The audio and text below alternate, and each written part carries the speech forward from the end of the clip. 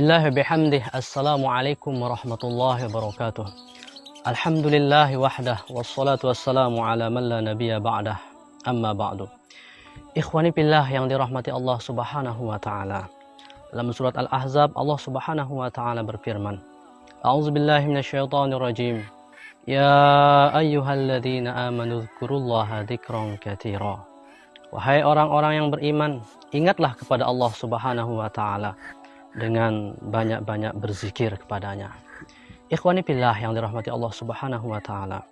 Dalam ayat ini Allah subhanahu wa ta'ala menyerukan kepada kita semua agar kita banyak-banyak berzikir kepadanya. Kapan saja, di mana saja, kecuali pada tempat, waktu, dan kondisi yang dilarang oleh syariat. Misalnya ketika kita qadha hajat, atau ketika sangat kengantukan, dan lain sebagainya. Ada juga waktu yang sangat-sangat kita dianjurkan agar tidak meninggalkan zikir setelahnya, yaitu setelah kita sholat 5 waktu. Maka Rasulullah Shallallahu Alaihi Wasallam banyak sekali mengajarkan kita bacaan zikir dan doa setelah sholat, yang tentunya keistimewaan yang tidak bisa kita ukur besar dan tidak bisa kita hitung banyak keistimewaan yang Allah insya Allah berikan kepada kita semua. Yang pertama, istighfar. Rasulullah Shallallahu Alaihi Wasallam bersabda, "Man istaghfara dubura kulli salatin thalatha marrat, faqala astaghfirullahalladzi la ilaha illa huwal hayyul qayyum wa atubu ilaih. Gufirat dzunubuh wa in kana qad farra minadz zahbi." Barang siapa yang beristighfar setelah sholat 3 kali dengan membaca astaghfirullahalazim allazi la ilaha illa huwal hayyul qayyum wa atubu ilaih, maka dosa-dosanya diampuni meskipun dosanya pernah lari dari peperangan.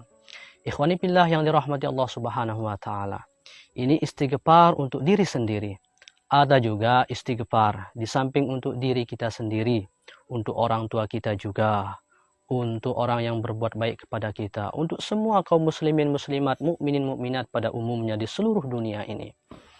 Rasulullah Shallallahu Alaihi Wasallam bersabda, "Man istaghfara lil mu'minin wal mu'minat, kataballahu lahu bi kulli mu'minin wa mu'minat hasanah." Siapa yang memintakan ampun kepada kaum mukmin mukminat, maka Allah akan catat baginya di setiap mukmin mukminat itu ada 1 kebaikan. Maknanya, seandainya di dunia ini ada 200 juta kaum mukmin mukminat, kemudian kita memintakan ampun untuk semuanya, maka kita akan diberikan kebaikan 200 juta kebaikan. Ikhwani fillah yang dirahmati Allah subhanahu wa ta'ala. Kemudian tidak kalah pentingnya istighfar yang tidak hanya kita lapaskan dengan lisan saja, namun sangat perlu, bahkan itulah yang sangat-sangat diutamakan dalam berzikir. Kita ikrarkan dalam hati, kita mohon ampun kepada Allah dalam hati kita, benar-benar menyesal atas segala dosa yang sudah kita kerjakan, berjanji tidak akan mengulanginya, termasuk mengistighfarkan sholat kita yang jauh dari kesempurnaan, yang jauh dari kekhusyuan, seperti saya sendiri misalnya.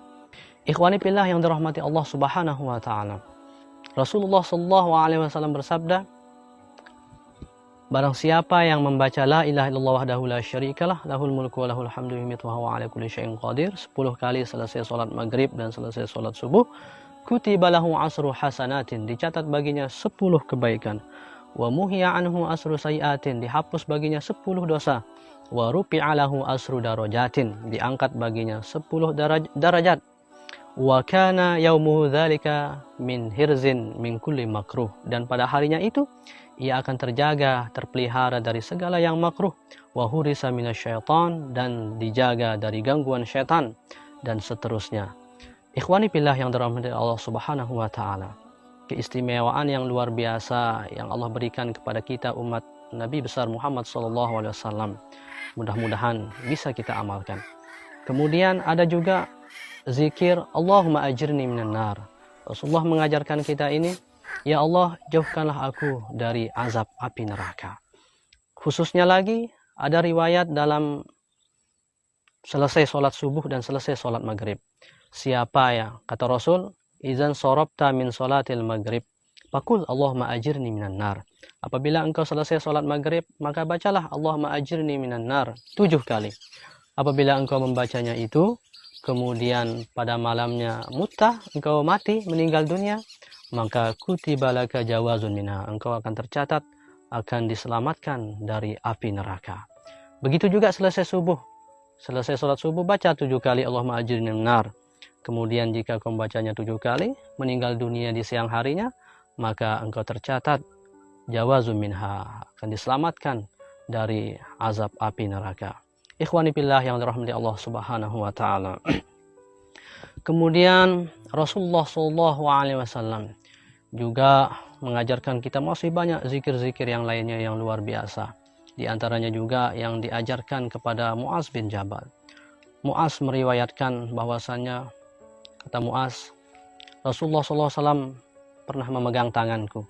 Kemudian Rasul bersabda, wahai Muaz, demi Allah, aku mencintaimu.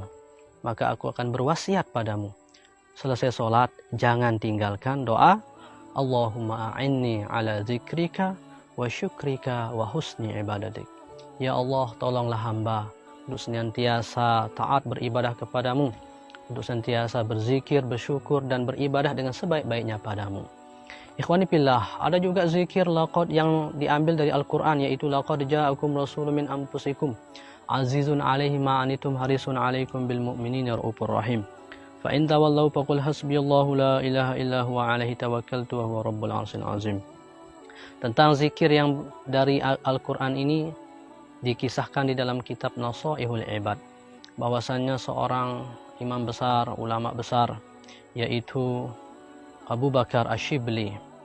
Beliau hidup di zaman mazhab Imam Malik, berkunjung ke kediaman Ibnu Mujahid. Ketika sampai Abu Bakar Ash-Shibli di rumahnya Ibnu Mujahid, Ibnu Mujahid menyambut beliau, kemudian dipeluk, dirangkul, dan dicium keningnya. Setelah pulang Syekh Abu Bakar Ash-Shibli, kemudian jamaah murid daripada Ibnu Mujahid bertanya kepada Syekh Ibnu Mujahid, wahai Tuan Syekh, apa gerangan penyebab sehingga engkau tadi memeluk dan merangkul, mencium keningnya Abu Bakar Ash-Shibli? Kemudian Syekh Ibnu Mujahid menjawab, saya pernah bermimpi bertemu Rasulullah dan melihat Rasulullah mencium keningnya Ibnu Mujahid. Saya bertanya, wahai Rasulullah, mengapa kamu melakukan itu? Rasulullah menjawab, tidaklah Abu Bakar Ash-Shibli sholat, kecuali setelah sholat dia selalu membaca laqad ja'akum rasulun sampai fa in tawallaw faqul hasbiyallahu la ilaha illa huwa alaihi tawakkaltu wa rabbul arsyil azim. Kemudian dilanjutkan dengan sallallahu alaika ya sayyidana Muhammad. Ikhwani fillah yang dirahmati Allah Subhanahu wa taala, mudah-mudahan bisa kita amalkan zikir, senantiasa memperbanyak mengingat Allah Subhanahu wa taala dalam kehidupan kita setiap waktu, setiap saat. Paling kurang jangan sampai kita tinggalkan zikir setelah sholat, yang sungguh anugerah dari Allah luar biasa diberikan kepada kita semua.